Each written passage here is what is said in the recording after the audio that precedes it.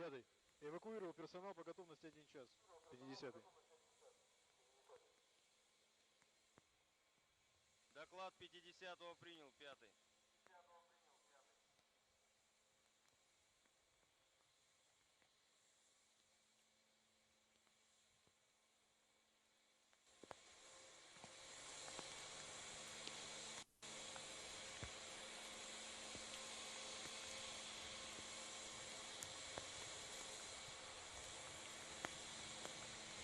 Пятый. Термостатирование РКН проходит без замечаний. 50-й. Доклад 50-го принял, 5-й.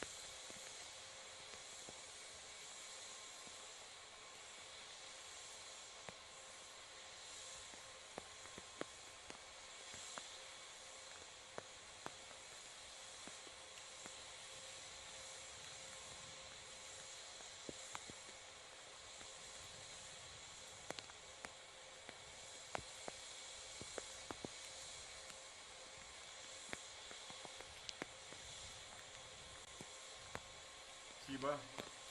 Юля, пожалуйста, 2 слова.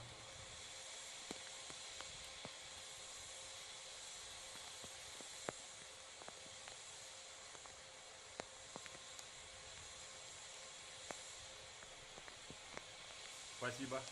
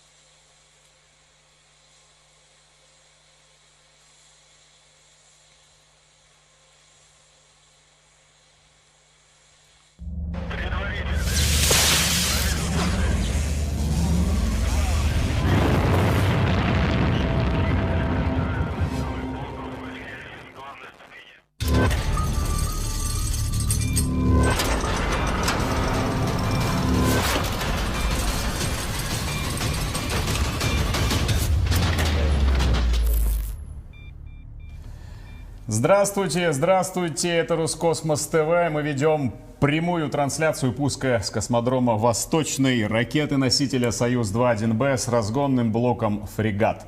Сегодня 7-й коммерческий запуск российскими ракетами спутников связи OneWeb. По техническим причинам старт перенесли с 27 мая на резервный день 28 мая. Сейчас группировка спутников OneWeb на низкой околоземной орбите насчитывает 182 космических аппарата. Сегодняшний запуск должен довести количество космических аппаратов OneWeb на орбите до 218.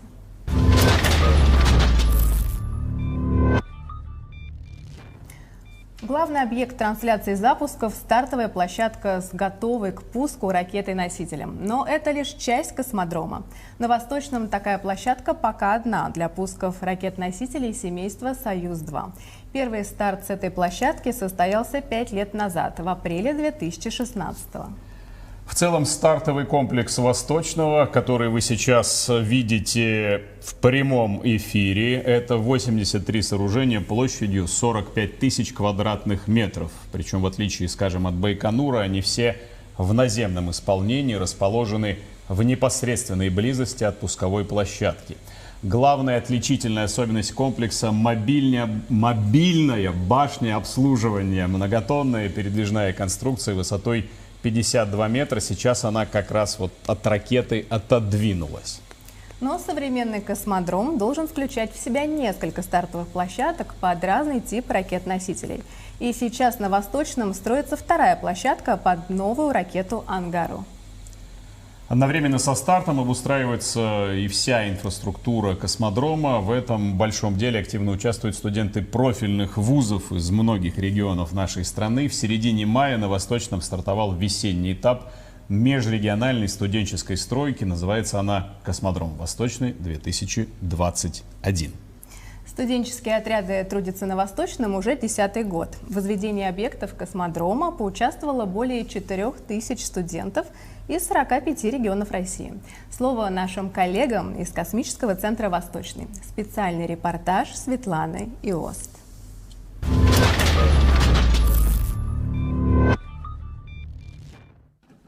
Это лето порядка 100 студентов из Сибири и Дальнего Востока проведут под девизом «Труд крут». На несколько месяцев они – бойцы студенческих отрядов. Трудовые будни у ребят проходят на строительстве домов в будущем Наукограде-Циолковске и метеокомплексе. Амурчанин Дмитрий Волков на Восточном уже в 3-й раз. Дважды строил метеокомплекс, в этот раз попал на жилищный фонд. Говорит, здесь, на стройке, проходит серьезную школу жизни. Учится настоящей мужской работе и, конечно, зарабатывает деньги. Довольно хороший рабочий, можно получить много опыта.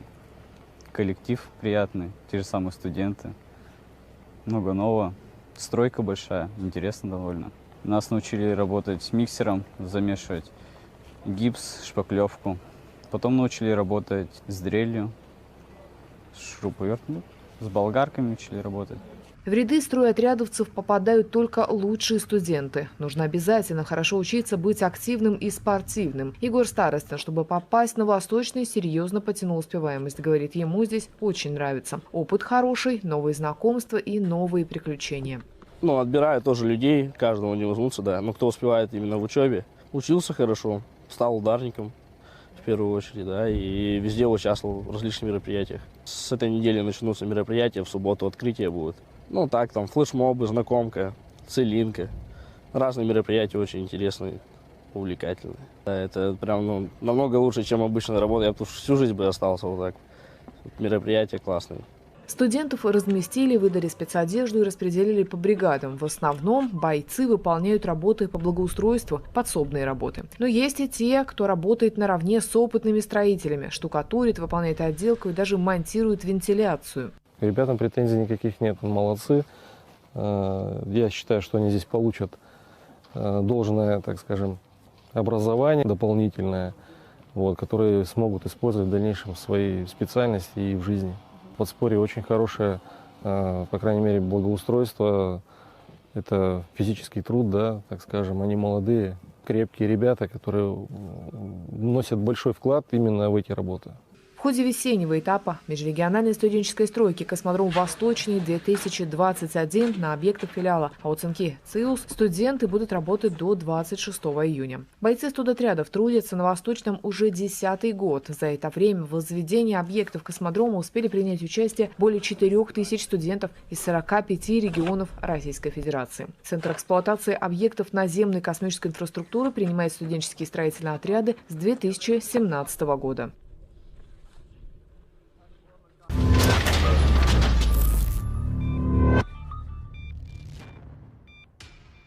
Это Роскосмос ТВ. К нашей трансляции присоединяется генеральный директор компании «Главкосмос» Дмитрий Владимирович Лоскутов. Именно эта компания, входящая в госкорпорацию «Роскосмос», курирует проведение запусков спутников OneWeb.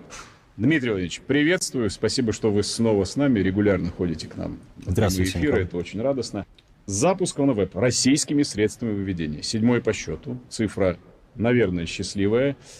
Интересно узнать, как вы оцениваете уровень делового взаимодействия с нашими зарубежными партнерами. Можно ли подвести какие-то итоги, ну, наверное, промежуточные, потому что сотрудничество будет, очевидно, развиваться, и обозначить перспективы. Рассказывайте. Да, Николай, ну, знаете, ценность работы в рамках развертывания вот таких многоспутниковых группировок заключается именно в том, что мы работаем с клиентом, с заказчиком не от случая к случаю, да, а системно. То есть это даже не многие месяцы уже, это уже несколько лет мы взаимодействуем с европейским поставщиком пусковых услуг, компанией Arianespace. Ну и помимо них, вот был ковидный период у нас, да, в прошлом году, и компания OneWeb практически находилась в предбанкротном состоянии, и этот период нас как-то сблизил и с этим клиентом, и с тех пор мы тесно общаемся. Как вы понимаете, друг познается в беде, да, a friend in need is a friend indeed. Так что... Yes, of course, Dmitry. Да.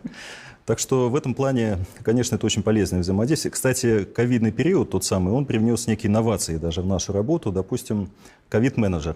Вот такой, ну это неофициальный титул. Наш сотрудник, один из них, который работает в рамках пусковой кампании на космодроме, организует взаимодействие с местными санитарно-эпидемиологическими властями и следит за тем, чтобы представители заказчика выполняли их требования и рекомендации. Вот. Но в целом мы вышли уже на такую ритмичную работу, практически ежемесячно у нас происходят пуски. Мы, что называется, прокачали себя и партнеров и на Байконуре, и на Восточном, и многому друг у друга научились. То есть уже прошел тот период профессиональной адаптации, да, социально-психологической адаптации. Но мы понимаем, что уже в следующем году действительно надо будет уже задумываться о том, как мы расходимся по своим коммуналкам или все-таки, может быть, продолжим взаимодействие на следующем этапе. Но мы уже на этом этапе начинаем заглядывать за этот горизонт. Важно выйти на такой ритмичный режим работы, и, собственно, люди, они практически одни и те же. Да, меняются команды, но там буквально 1-2 команды, потому что если каждый месяц запускать, то одна и та же команда практически будет жить на космодроме. Вот. Но всех этих людей мы уже плотно знаем, уже близко знаем. Они говорят на одном и том же техническом языке. Даже специалисты, которые не понимают иностранный язык, они уже там жестами, общими уже словами, это все способствует сплочению наших не только компаний, но и, не побоюсь этого слова, и государств. Кстати, о государствах. Новость последних дней – это полет космических туристов из Японии, опять-таки на нашем российском космическом корабле. Расскажите чуть подробнее об участии Роскосмоса и Главкосмоса в этом проекте и вообще о перспективах космического туризма. Вы неоднократно говорили об этом в интервью информагентствам, но вот хочется, чтобы и нам вы об этом тоже рассказали. Ну, действительно, в конце этого года летят 2 туриста на МКС. Один из них, кстати говоря, собирался лететь на корабле Starship компании SpaceX, по-моему, 23-й год. Да. Но, видимо, решил что-то там взять поближе и понадежнее пока. Я думаю, он улетит когда-нибудь. Но, тем не менее, тот контракт был подписан еще до того, как Главкосмосу было поручено возобновить работу по продвижению космического туризма. Я говорю возобновить, потому что мы уже этим занимались в 90-х годах. И сегодня мы, конечно, рады возможности такой, чтобы предложить опять эту услугу заказчикам. И сейчас ведем эту работу по 2 направлениям, параллельно, одновременно. Ведем переговоры с представителями потенциальных клиентов, а также с промышленностью с нашей. Создаем в опережающем плане так называемый задел материально-технической части, чтобы иметь возможность предложить полетные кресла, да, уже где-то вот в конце 2023 года, с учетом цикла изготовления матчасти. А в целом мы, конечно, видим, что во многом эта тема стала популярна благодаря иностранным частным космическим компаниям, да, тема такая уже разогрета. Но наше предложение более чем конкурентоспособно и в плане ценовых параметров, и в плане технических, организационных моментов. У нас все отработано. Ну и, конечно, вопросы безопасности, как вы понимаете, далеко не последнее место занимают. Дмитрий Валерьевич, с какими еще странами на данный момент у Роскосмоса и глав космоса налажены либо налаживаются позитивные отношения сотрудничества, имеющие, по вашей оценке, перспективу? Я знаю, что ведутся переговоры с целым рядом космических агентств иностранных, но это по межагентской линии. Подписываются и межправительственные соглашения, межведомственные соглашения. Ведутся переговоры на предмет возможной отправки представителей национальных, то есть государств в космос и на МКС. Со стороны главкосмоса нашими партнерами являются наши давние друзья, Республика Индия, Китайская Народная Республика. Собственно, по этим направлениям мы сейчас с ними работаем, исполняем ряд достаточно серьезных контрактов, обсуждаем некоторые другие направления с ними, ну и с другими странами, в основном это регионы Юго-Восточной Азии, Ближнего Востока, Северной Африки. Вот такая географическая в приоритетном плане, наверное, у нас предрасположенность к контактам. Но с точки зрения таких крупных международных событий, если вы имеете в виду так в более глобальном плане, где и Роскосмос, и главкосмос участвуют, ближайшее будет уже в середине июня. Это ГЛЭКС, международная конференция по исследованию космического пространства. Ее как раз организует Роскосмос совместно с Международной астронавтической федерацией. Она пройдет в Санкт-Петербурге, в замечательном Таврическом дворце. Ну а главкосмос и Корпоративная академия Роскосмоса выступают соорганизаторами этого мероприятия. Вот уже на этих выходных заканчивается регистрация. А следующий шаг – это уже Международный астронавтический конгресс в Объединенных Арабских Эмиратах. Он пройдет уже ближе к концу этого года. Там будут главы космических агентств, частных компаний космических в том числе. Вот. Какие еще международные проекты главкосмоса, текущие, с прицелом на перспективу, вы бы хотели отметить? Ну, как я уже перечислил, помимо конгрессно-выставочной деятельности, запуска попутных полезных нагрузок, мы ведем активную работу по поиску космических туристов, ведем целевую работу по конкретным географическим направлениям и рассчитываем, что вот этот постковидный период, которого мы так долго ждали, возможность общения в офлайне, позволит нам более эффективно выстроить работу с потенциальными заказчиками, которые заинтересованы в продукции и услугах нашей отрасли. Дмитрий Владимирович Лоскутов, генеральный директор компании «Главкосмос», ответил на вопросы Роскосмос ТВ в нашей студии, и мы продолжаем.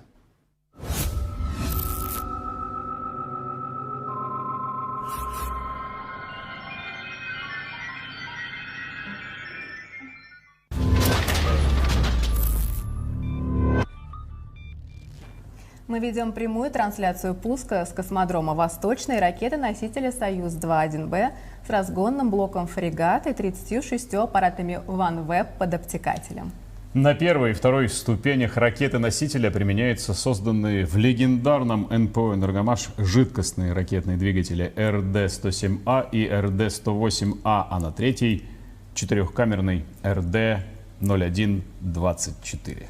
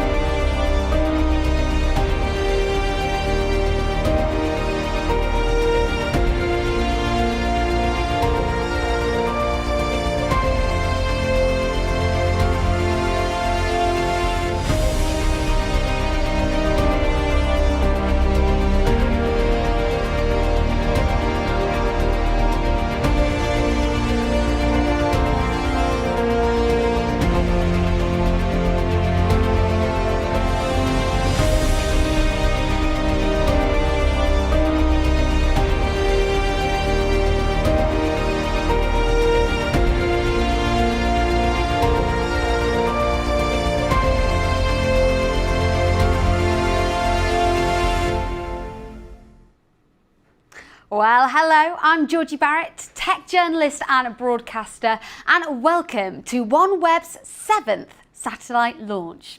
Now, we are actually 24 hours late, as the launch was meant to take place yesterday, and in a minute we'll find out exactly why it was postponed. But the very good news is that we're now ready for action.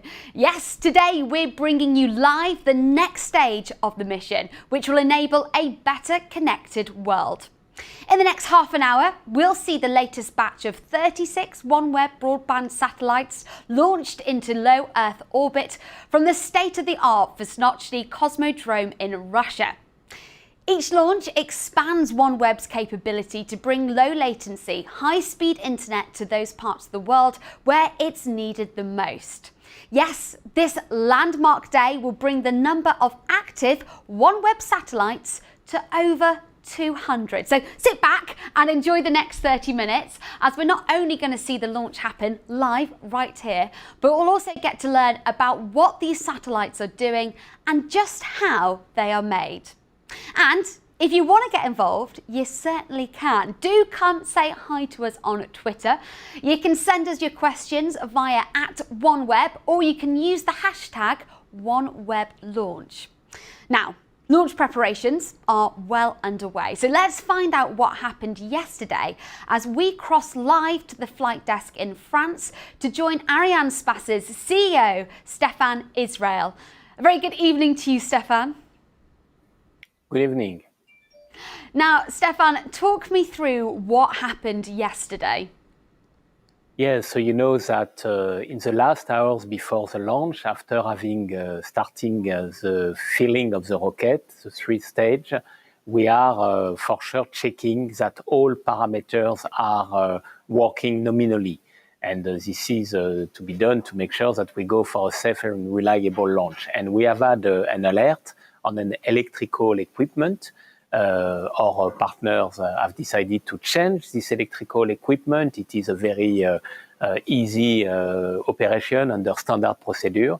This electrical equipment has been changed, and now the launcher is fully ready for liftoff tonight. So good news. Great. So it was quite an easy turnaround. It wasn't too difficult to sort. No, it was more than easy to do it. It is really under standard procedure.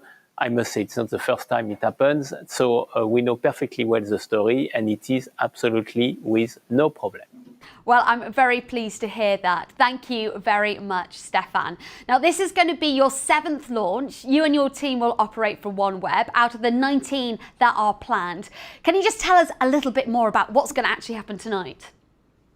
Yes, so we are now in the final operations before the launch. So the liftoff shall occur at 5:38 Universal Time. And then the mission duration will be 3 hours and 51 minutes. So we will have a certain number of separations of the 36 satellites. And after this 3 hours and 51 minutes, we will have separated all the 36 satellites, and it will lead to 216 satellites for OneWeb into orbit. And you know that we separate the satellite at 450 kilometers, and then the satellite, by their own propulsion means, are going to their final destination, which is a little more than 1,000 kilometers, to be exact, 1,200 kilometers from the Earth. You know what, you make it sound almost quite simple, but I'm sure this is an incredibly complex mission that has been many months in the making, hasn't it? Yes, for sure. It's a very complex mission. We have to prepare the satellites with our friends from OneWeb Satellites. We have a team in Florida. We have also, for sure, our team in Roscosmos, and we are working very closely with the customer, for sure, with OneWeb, but also with all our Russian partners, Roscosmos, RKC Progress, NPO Lavochkin, Tsenki, Glavcosmos. We are all partners to deliver a safe and reliable launch tonight. This is our goal, and let's wait now for what will happen in a few minutes. Yeah, I got to ask, how are you feeling, Stefan? Do you get nervous at this point? Are you excited? We are focused. We are very concentrated. We have to deliver. A launch is a launch. So we are focused on the tonight mission, and we will monitor the next step, and we will come back to you after. Brilliant. Well, on that note, I'll let you get back to focusing and on with the job at hand. Thank you so much for taking the time to speaking to us tonight, Stefan. Now, let's speak to OneWeb's launch expert, Vice President for Space Infrastructure Development, Maurizio Vinotti. Welcome, Maurizio. Good to have you back again. Now, it'd just be great to get your thoughts on last night's postponement. We are grateful for the support from Arianespace team in both Vostochny and Paris. What is important is that the suspected anomaly was caught in time, and we look forward to today's launch.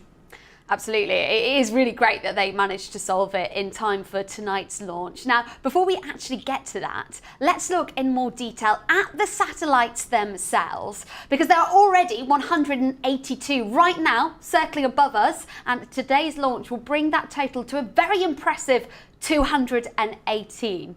By the end of this year, the OneWeb infrastructure will be large enough to will connect you to fast, low latency internet wherever you may live or travel. So, whether you're mid-ocean, mid-air, or just, in the middle of nowhere when I'm off visiting my grandma on the sticks, those satellites will be able to bring connectivity for the very first time to the most hard to reach places. So let me just give you a little bit more background on the satellites themselves. They're around the size and weight of a fridge, and they are powered by lithium-ion batteries, just like electric cars. But unlike those, these guys get all their charge from solar power.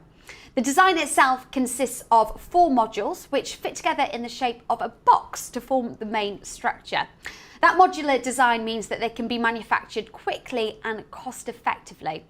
Now, the satellites are manufactured by OneWeb Satellites in Florida's historic Space Coast. OneWeb Satellites is a joint venture between OneWeb and Airbus, and they're able to produce 2 satellites a day for around 1/50th of the time and cost of traditional construction. Really, really impressive stuff. They're then shipped to Russia to be loaded into the dispenser, which is located at the top of Arianespace Soyuz launch vehicle. Now, compared to geostationary satellites, OneWeb satellites will orbit 30 times closer to the Earth, giving us that low latency, high speed, stable connection. The individual satellites act like nodes in a network, transferring your data wherever you are in the world. Now, earlier, I spent a little bit of time chatting with OneWeb Satellite CEO James Hines and mechanical engineer Kelsey Spagnolia to see just how these marvels come to life. Hello James, nice to meet you. Firstly, can you just give us a little bit of background on OneWeb Satellites? What makes you guys different from other satellite manufacturers? Well, Georgie, how long have you got for that answer? But I'll try and be quick. So, Georgie, thanks a lot for the privilege of talking today. Airbus OneWeb Satellites is basically a joint venture between Airbus and OneWeb. And its sole mission is to basically design and to produce satellites for low Earth orbit. And just to kind of give a couple of points of reference. So exactly what Ford did in mass production of cars and Airbus do in the mass production of aircraft is what we want to do, and we are doing with satellites. And so, again, looking at those examples I told you, you're looking at many units coming off a production line in any given day. Why is it so important that you're creating them at such a rate? Well, there's 2 reasons. First of all, today is a 7th launch for OneWeb, and it's a real milestone in terms of being able to say we have built 200 operational spacecraft and getting them delivered. So if you look at the overall size of the constellation for OneWeb, it's absolutely key that we have a factory which can deliver satellites at the rate they need to launch for the business case for their constellation. So can you just talk me a little bit more about this production process? Because this is really what makes you guys unique. How does this operation all come together? So the factory for producing spacecraft is in Florida, but it'd be remiss of me to mention the other people who make that really a partnership. So first of all, we have a site in Toulouse, France, where we have a good few, if not the majority, of our engineering team and also support services. But we also rely on a global network of suppliers. who bring in those raw elements to make the spacecraft happen in Florida. And then the final piece of the puzzle in terms of the partnership is our customers. And it's absolutely important that they are involved at every single step of the process. So when they get those spacecraft ready for launch, like we have today, they know exactly what work, what quality, what performance has gone in to make that happen. So it's really about a global partnership, looking at our suppliers, looking at our various factories and OneWeb satellites, and of course the customer who is along with us at all points of that journey. Well, speaking of that global teamwork, let's now speak to Kelsey, who's actually over in Florida. She's one of the engineers that builds these satellites. Kelsey, it's so nice to meet you. Tell me where you are, because I feel like that's the production line right behind you. Am I right? Hi, Georgie. Yes, you're correct. There is a part of the production line behind me that you can see. And this is where we build one of the 4 modules that make up the satellite. Could you talk me through that process then? How do you actually go about building a satellite? We have 4 main modules that come together to build the satellite. The first 3 are what we call the service modules. We have the avionics module, which is the brain of the satellite. It has the computer on board that processes all of the functions for the satellite. Next, we have the propulsion module, which helps propel the satellite into its right position in orbit. And then we have our solar arrays that are the power system that use the solar energy to charge the battery, which charges the satellite. And then our last section is the payload, which is the overall purpose of the spacecraft's mission. And that for us and for our customer is to have RF communication for broadband connectivity. Well, thank you so much for joining us, Kelsey. I'll let you get back to work. Thank you. James, let me come back to you, because you mentioned earlier that global partnerships are really required to make the production process successful, but on a more local scale, by actually building OneWeb satellites in Merritt Island, you guys are really having an impact on the local economy, aren't you? We definitely are. And what I would start in terms of the answer is the importance of a two-way relationship. And it's critical in any relationship. But in Florida, we are having the great privilege of being on the Space Coast. So we have access to a great number of people, great number of skills, and also various organizations who are very, very tuned to providing that level of quality. So that's one thing which we have. But at the same time, what we're trying to do is to work with local development corporations. So we've got corporations like the Space Florida, who've helped us build that particular vision and mission, and other development corporations within Florida. But then at the same time, what we are also trying to do is we're trying to feed back into that workforce, into that ecosystem elements. So, for example, we have an apprenticeship program, which roughly runs for about 2 years, where we're developing those high-tech skills so that we're not just taking from the database and the portfolio of people around us, but we're actually trying to feed back into that workforce going forward. Brilliant. So you're both sort of tapping into the expertise that's already there in the area and also helping bring up the next generation of talent. Can I just quickly ask, how are you feeling? How does launch day feel for you? Launch day is a huge relief because you have got everything done when the customer needs it to be done. But it's also a day of great excitement to be shared with a lot of people. And there's also a little bit of nerves, not in what you've built, what you've done, but the fact that everything's coming together to go on a rocket, which is an extremely established, well-designed, proven product, but still bringing it all together on launch day. It's just a little bit of nerves, but it's a whole mixture of feelings. It's a good day. And I do wish OneWeb the very best. Absolutely. James, thank you so much for joining me. Okay, thank you. Well, speaking of those nerves, liftoff is less than 8 minutes away. Very shortly, we'll see OneWeb continuing their mission to connecting the unconnected. Now, technology has been crucial in keeping us all in contact this past year. And while it may seem like everyone has a smartphone these days, almost half the world, which is more than 4 billion people, are not yet online. And for many that are, the service can be slow and intermittent. Well, OneWeb hopes to change that by giving everyone the connection that many of us take for granted. And as we're so close to liftoff, let's now check in with Maurizio to see how preparations are going for the OneWeb team. Maurizio. Thanks, Georgie. Over the last few hours, the Satellite Operations Center, the SOC as we call it, has performed a series of checks. At T-4 hours, we did a final check with the telemetry and telecommand ground stations that will acquire the satellites after the separation from the upper stage. At T-45 minutes, the SOC team has given the final go for launch. The battery status has been monitored, and right now our 36 satellites are warm and cozy inside the fairing at the top of the Soyuz rocket. Okay, well, speaking of those warm and cozy satellites, can you talk me a little bit about how they actually function? Well, absolutely. So the satellites are a shape of a large fridge, as you mentioned earlier on. And the two key elements, most notably, are the antennas that enable the connection from the internet to the user terminals and vice versa. We have two dishes, two parabolas that are in charge for the connectivity with the ground network, in particular the gateway stations in Ka band. And what looks like a fanned out deck of cards in the face of the satellite that looks toward the Earth is the Ku, the user terminal antenna that transmits in Ku band. You can also see the solar panels. These are the wings of our birds that deploy after the satellite separates from the rocket.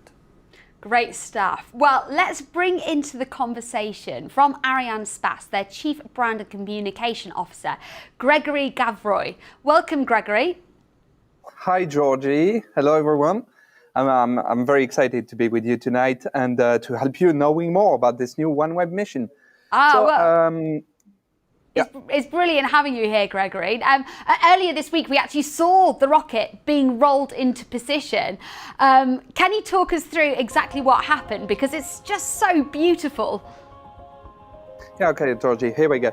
So the combined operations have consisted in, first, the integration of the complete stack of 36 OneWeb satellites on the upper stage of the Soyuz launcher. It's called the Fregat. And second, the encapsulation phase with the fairing installation. This operation has been processed horizontally, as you can see, in dedicated facility and clean room. And then what you can see in the video is the transfer of the upper composite to the launcher integration building.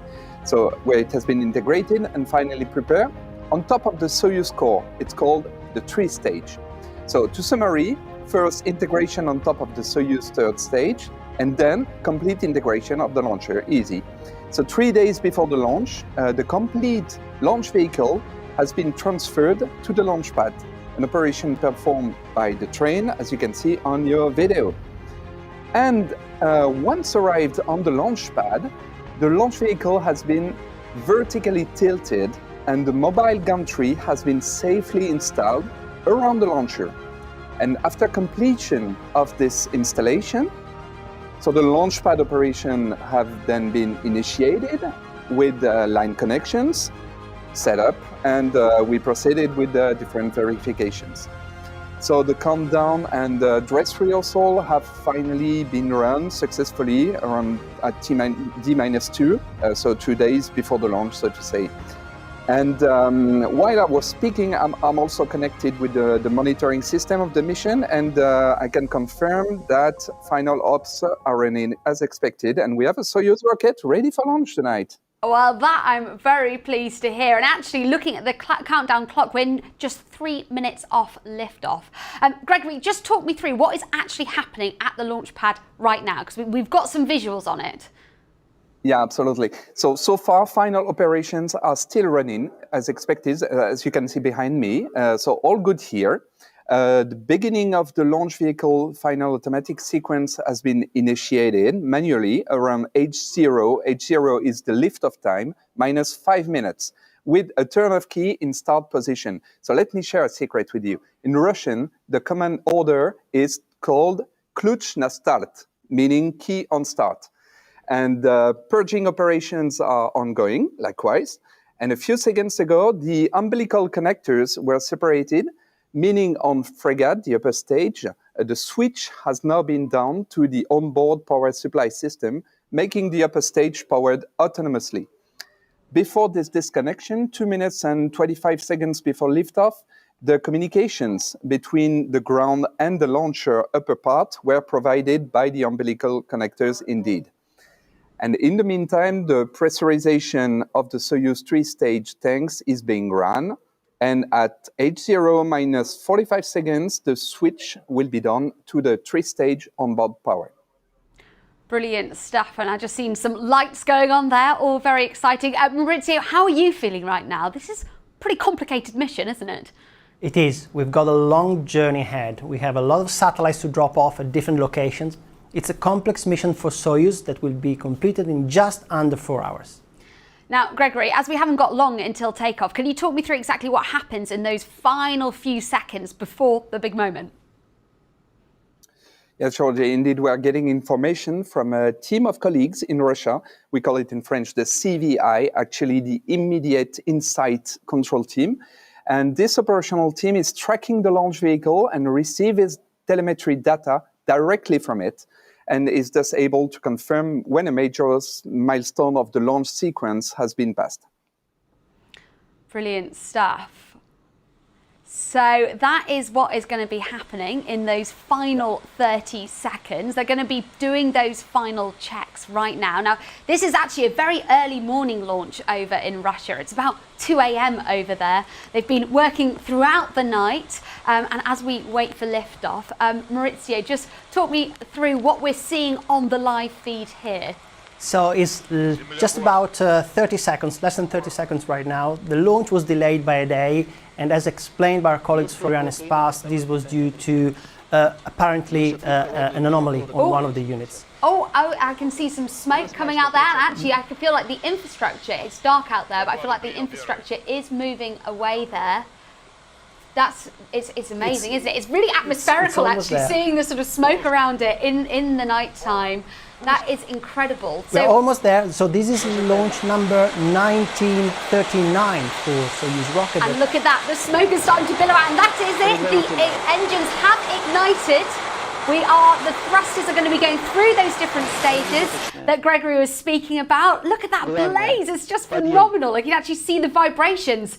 And there we have it, liftoff of OneWeb's Launch 7. Look at it shooting up there, moving at phenomenal speeds. How are you feeling, Maurizio? This is phenomenal, as you said, Georgia. I'm sure I share the feelings of all my colleagues when I say that I'm so excited right now.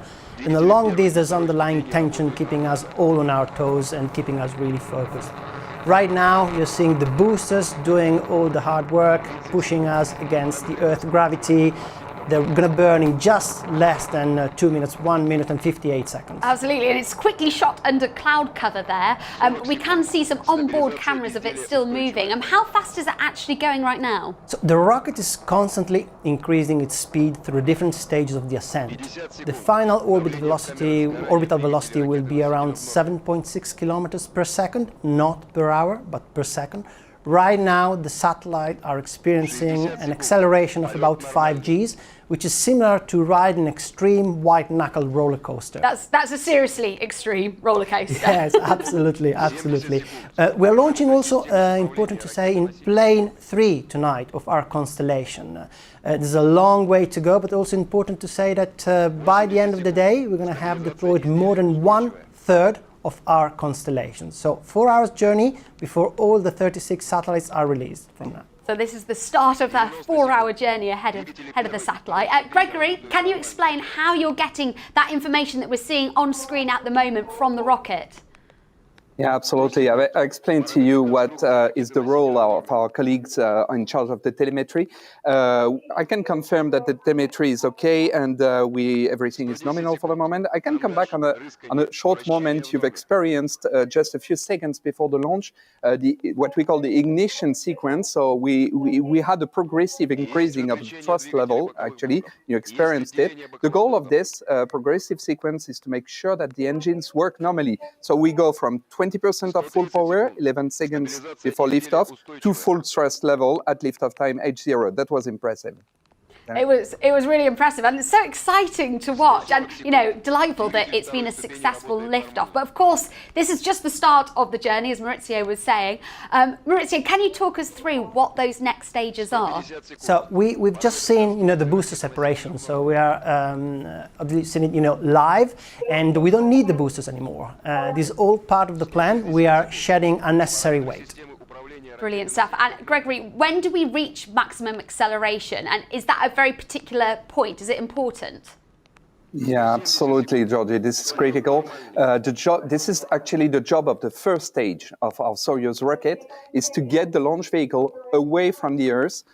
So it is needed to provide the maximum acceleration level from the very moment of the liftoff, actually. So the first stage, which consists in 4 boosters arranged around the central core, it's called the bundle, and it weighs 45 metric tons each.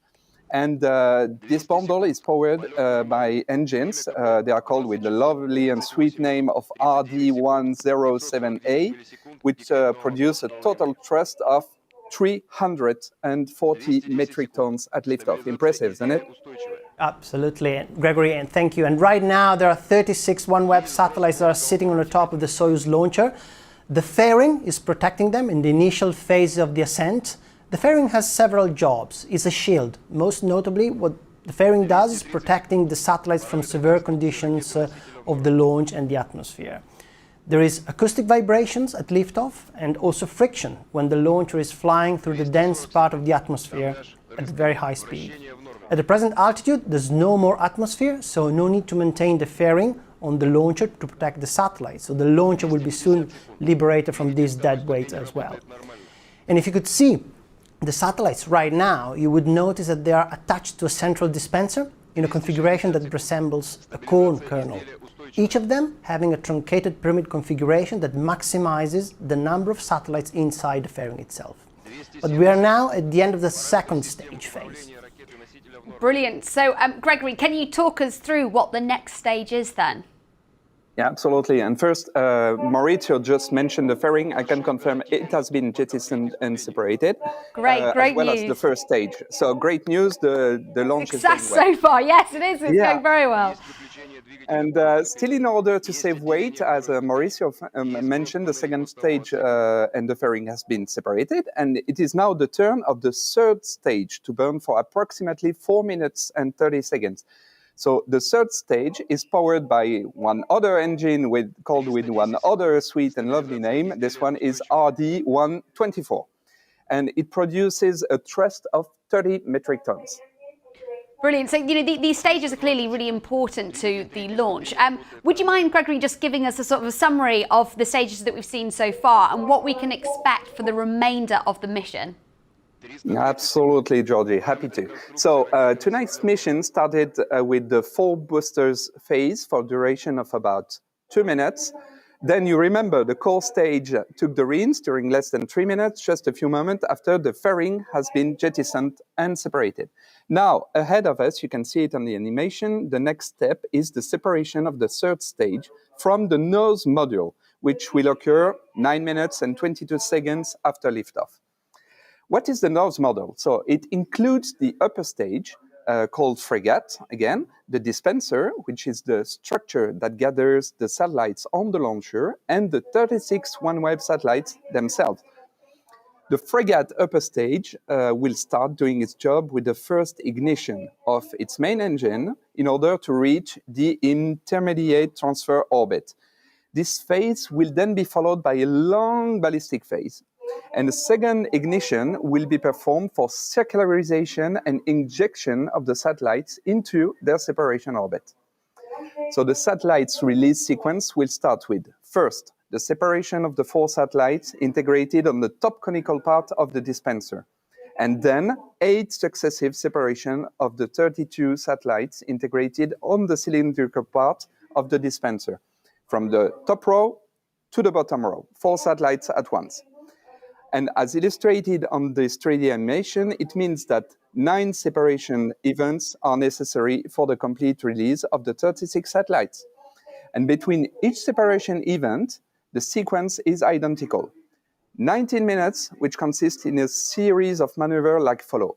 Firstly, a tilting maneuver of the nose module, then a boost of the Fregat to gain in speed during a few seconds, with the aim to ensure enough distance between the satellites and thus to avoid the risk of a collision. Then a new tilting of the nose module to the required orientation for the satellite separations. And finally, the separation is commanded by the Fregat upper stage itself, triggering a smooth separation ensured by the relaxation and specific springs. And the end of this complex release sequence occurs a little bit less than 4 hours after the liftoff with the ninth and last sequence of satellite separation. Easy, isn't it, Georgie? I'm glad I'm not in charge of all that, but thank you. That was really helpful to just sort of get that overview of exactly what awaits the OneWeb satellites. Now, Maurizio, we've discussed stage 1 and stage 2. Can you talk us through phase 3? Yes, sure. The launch phase are always extremely exciting, and we're looking forward to confirming stage 3 separation. While waiting for that, let's take a moment to highlight that we're also in the process of deploying our ground network infrastructure, the key elements of which are the satellite access portals. These are antenna farms, as we call them, distributed across the globe. That is a key piece of what will enable the commercial service introduction and continuous connectivity at latitudes above the 50 degrees north by the end of 2021. But now we're coming closer to Fregat ignition. So Gregory, let's go back to you. Can you update us on any progress? Have you heard anything more? Yes, Georgie. So the third stage is on the way to be separated, and the Fregat upper stage is getting ready to switch on its main engine. Just looking at my colleagues to see if the third stage has been separated yet. Not yet. It's coming. I will keep you informed. And so after that, the first step is called the pre-burn phase, and it lasts 55 seconds. So its aim is to give a quick burst of acceleration, and hence to push, and I just had the confirmation that the third stage has been separated. So great. Actually, you can see that on screen as you were speaking. That's really incredible. Absolutely. So that's now confirmed. Yeah, I'm pursuing with the explanation of what's ahead. So the aim of this burn phase is to push the fluids back in the tanks. So just imagine when you suddenly and strongly accelerate your car, you get pinned back against the seat, and that's exactly what will happen here with the fuel in the tanks. So this is the description of the first step of the Fregat mission. And this first ignition enables to inject the nose module into an intermediary transfer orbit, which is actually an elliptical orbit. And the duration of this boost is just over 5 minutes. So fingers crossed now, we will be able to confirm the success of this ignition in a few seconds. So stay tuned, folks. Brilliant. I'm glad it's all going so well. Maurizio, can you talk us through what's going to happen next? Well, the next phase of the journey is about to start. The Fregat is really the smartest part of the rocket with its own brain, and will execute a series of separations as described by Gregory. This is like a school bus drop-off, as it will release 4 satellites per stop in a series of 9 separations in total. And know that as our celestial bus has only 1 gear, and after each drop-off it becomes lighter, the Fregat will have to fire its engine for a shorter period of time after each separation. Once the satellites are released, the onboard computer wakes them up, and the team at the Satellite Operations Center takes control of the satellites. Brilliant. Well, that is where we're actually going to leave the mission for the time being. So far, so good. Thank you so much, Gregory, Maurizio, and of course, the entire team at OneWeb, OneWeb Satellites and Arianespace for allowing us to join them live and for all their insights. Really exciting stuff. Well, that's nearly all we have time for. But before we go, Maurizio, as you can expect, we've had quite a few questions coming in from Twitter. People have been submitting them to you. So I thought we'd just quickly finish with you answering some of them. So our first question has come from Jeffrey, and he's asked, how does OneWeb's connectivity work over oceans? The objective of OneWeb is to deliver fast broadband at a global scale with low latency. And we can do this thanks to our ground network infrastructure that we briefly were mentioning and referring to earlier on. Is essentially a network of antennas that are grouped in antenna farms that ensure that each and every satellite at any point in time throughout the orbit is connected to the ground. And that ensures continued connectivity from a user perspective. Great stuff. And Antonella wants to know, how does someone buy OneWeb's service? Can you explain how to actually go about ordering it? It's simple. Just ask your preferred local telecom operator. There are many kinds of OneWeb customers: local communities, global enterprises, telcos, carriers and mobile operators, businesses, and governments everywhere. We aim to be partners of choice for the hardest to reach end users. And we are working with local telecom operators who invest locally, so our partners in Alaska, so that we can connect users at scale. These great distribution partners bring the service to businesses, communities, and end user customers alike. We are not a customer business, so we serve your preferred existing network provider. In this way, it's easier for businesses and consumers. They can use their preferred existing provider with billing and servicing and upgrades and all part of the package they already have. Great, and our final question comes from Imani, and she had an interesting question about the user device, which is actually something we haven't spoken about in this episode. But can you just quickly talk to us about how it works? It's called User Terminal. It's a simple, reliable antenna device that connects you, the user, to the internet, no matter where you are in the world. OneWeb's network can be accessed wherever there is direct line of sight to the sky above from the user terminals itself. You can connect to the internet via the user terminal. It's a resilient, secure, affordable, two-way communication. To enable quality connectivity, we need a new class of LEO user terminal, low Earth orbit user terminal. And we are working with a range of user terminal partners to offer to our customers different sizes and power terminals depending on your needs, the capacity that you require. Small, medium and large enterprises, rural schools and communities, major verticals such as maritime, aviation, enterprise and governments, you name it. Thank you so much, Maurizio, for those insights, and thank you also to everyone who submitted their questions and talked over on Twitter. So I'm afraid that's all we've got time for. Thank you, Maurizio, for joining us. Thank you, Georgie. So we've seen the liftoff of Launch 7. This mission truly takes an incredible amount of teamwork and collaboration, and it's impressive to see how this dream comes together. Today we got one step closer to OneWeb's mission, connecting the unconnected, and it really won't be long until we can do it all again. So look out for the details of Launch 8. This one is going to be a very special event because if it all goes well, OneWeb will have grown its network large enough to bring full connectivity to the top half of the Northern Hemisphere. So you can follow this particular project, Launch number 7, as it progresses over on OneWeb's social media channels. But for now, from me and all the team at OneWeb, thank you for watching and goodbye.